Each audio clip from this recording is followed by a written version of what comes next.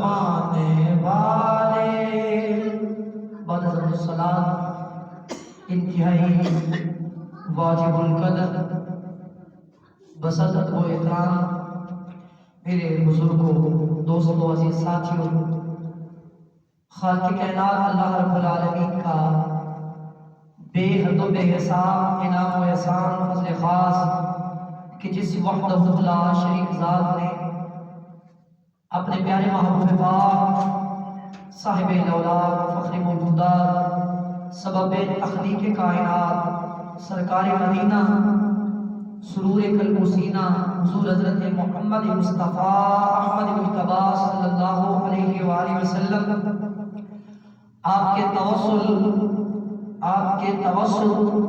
اور آپ کی بے مثل و بے مثال اور لازوال نسبتوں کے مبارک وسیلہ سے انتہائی بابرکت گھڑیاں اور عظمت والدین جمعۃ المبارک عطا فرمایا۔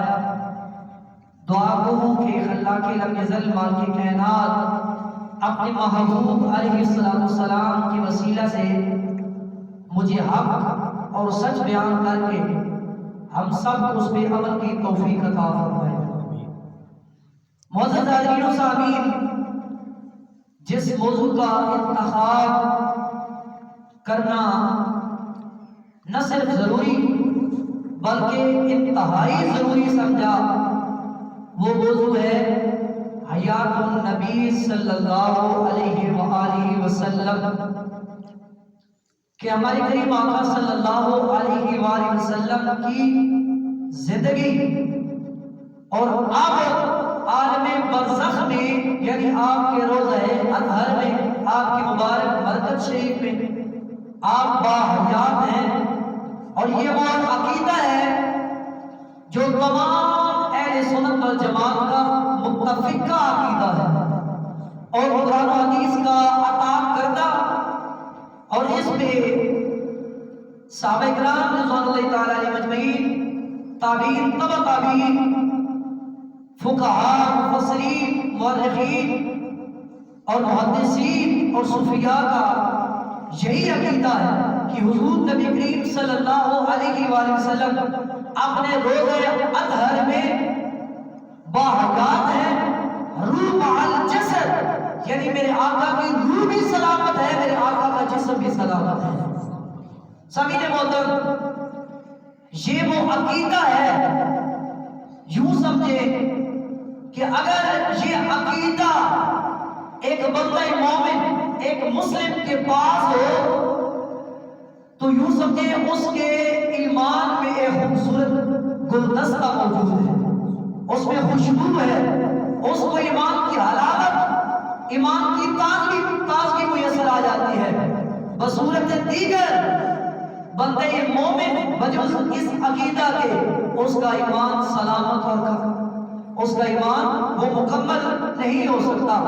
سامعین محترم، ہر بندہ مومن کا یہ ایقان بھی ہو، یقین بھی ہو کہ ہمارے کریم آقا صلی اللہ علیہ وآلہ وسلم آپ باحیات ہیں، اس لیے تو ہم کہتے ہیں لا الہ الا اللہ محمد رسول اللہ صلی اللہ علیہ وآلہ وسلم کہ کوئی معبود نہیں اللہ رب العالمین کے علاوہ، اور محمد صلی اللہ علیہ وآلہ وسلم اللہ تعالیٰ کے رسول ہیں۔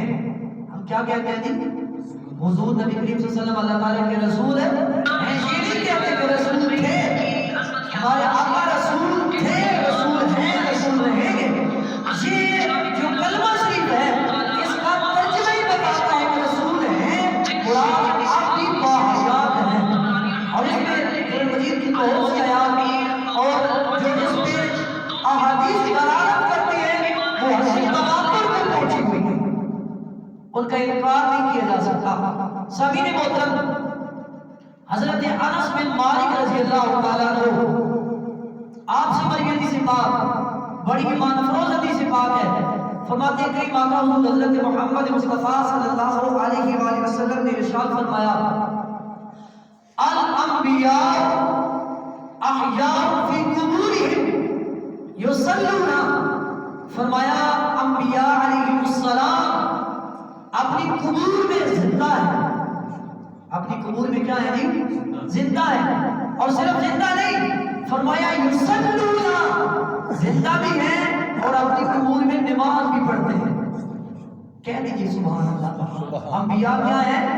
زندہ ہے اپنی قبور میں، اور صرف زندگی نہیں، فرمایا یصلون، وہ نماز پڑھتے ہیں. اس حدیث پاک نے بتا دیا کہ اللہ رب العالمین کے پاک پیغمبر جناب آدم علیہ السلام باحیات ہیں، زندہ ہیں. جناب نوح علیہ السلام کیا ہے؟ زندہ ہیں. جناب ابراہیم خلیل اللہ علیہ السلام کیا ہے؟ زندہ ہیں. حضرت عیسیٰ علیہ السلام کیا ہے؟ زندہ ہیں. المختصر یہ 1,24,000 انبیاء مرسلین زندہ ہیں. اگر انبیاء زندہ ہیں تو سید المرسلین کی زندگی کا عالم کیا ہوگا؟